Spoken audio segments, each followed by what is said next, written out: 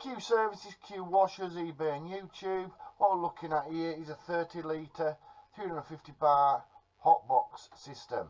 50 litre fuel tank on there. Obviously with the system itself using a lot of fuel per hour, we want to be able to carry plenty of fuel on board. You've got your inlet and your outlet, the high pressures on the system itself on that side. We've then obviously got the lid on the tops to protect it from rain and everything else. Everything is all IP protected, so there's no problem with the rain and so on. On the system itself, you'll see down there quick releases with taps, so that can more automatically, if you need to take that tank off, you can quickly and easily take the tank out of place and fill it up.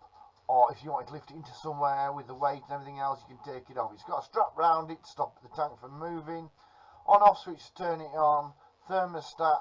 We've also got the test button on there as well, so you can actually test it by pressing the test button to make sure everything is working first of all, like I'm doing so now. So you can actually check it, make sure that that burner is burning at that point. The lid itself on the top of it is there for just for rain protection really on that side.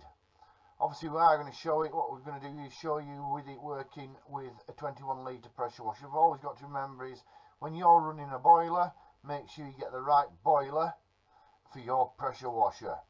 This is a 30 litre boiler with a 21 litre machine, so you'll see the temperatures that this machine is capable of going up to.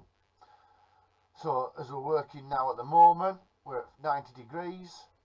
So quickly and easily what we do is reduce the water in the system of the pressure washer via opening the ball valve or turning the revs down, and then increase once the thermostat gets up to 90 degrees and the boiler goes off, we will then operate it to higher temperature. What we simply do is turn it up then and have it controlled. You never really want to go up to full 150, you want to work continuously about 145 degrees. The reason is the shape of the jet deforms once you get up to 150 degrees full steam. As you can see there at the moment, the temperatures are working out. Now all the other little thing that you're thinking of all the time is, as you can see there, if you're in an area where you're working at and that area it becomes a fog hazard, make sure that you protect the people around you. Last thing you want to do is do in a car park or something and it's a fog hazard, they drive in, they won't be expecting not to be able to see anything within a second of driving in somewhere. So that's the reason why we do it the way we do. Cooling it down, turn it down to 0, and obviously on that side of it then the system itself will cool itself down. 240 volt, pneumatic wheels on the system itself and jockey wheels at the back to move it about very easily and simple, to move it simply about without any problems at all. We have tried to get them in line as much as possible, so when you're pushing it in on via ramps or whatever, it's easy. But like I say, with the fuel tank being able to be taken off quickly and easily as well, it does take a lot of weight away from the system itself. Once it's cooled down, you can turn the system to off.